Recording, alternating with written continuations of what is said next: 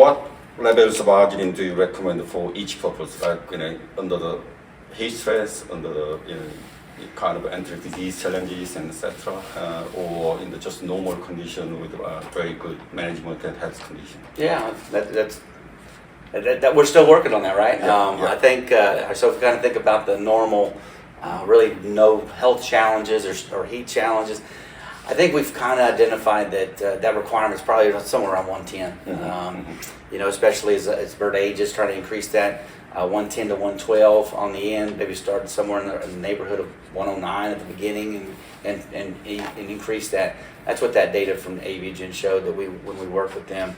As far as the different situations in which elevated arginine ratios can be beneficial, heat stress, obviously that would be targeted depending on the age of the bird, later in life, also different times of year.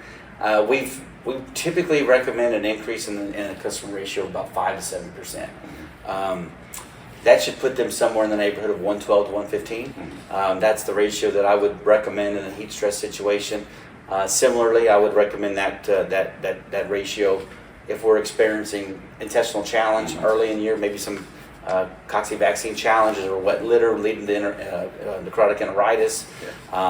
That 112 to 115 early in the starter grower period could be beneficial from a gastrointestinal functionality standpoint.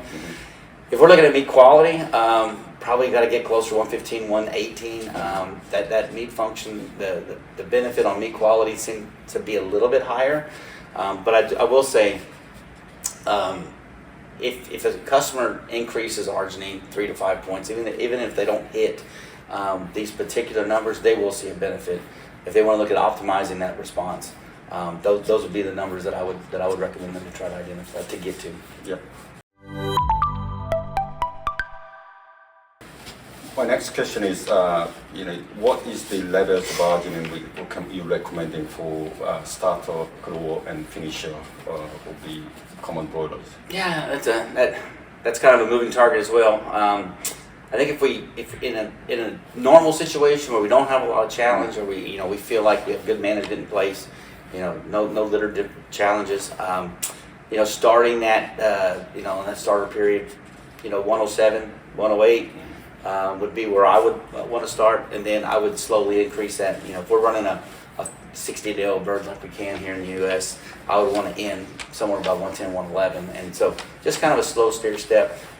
That's what that data demonstrated that we worked with when we worked with Avigen, and that's going to optimize your performance and your yield. The one situation that we have learned though is that within industry settings we do see a lot of different varying challenges, and so being able to be diverse in your approach and have versatility is probably pretty important. Whether wintertime when we have wet litter, that could be an intestinal stress, or summertime with heat stress. So I think the arginine number is a number that changes a lot during the year, whereas when we think about valine or isoleucine, that's a number that we tend to stick and forget. Yeah. Whereas I think the arginine, we really can't do that. We have to really keep an eye and think about what the current situation in our field is.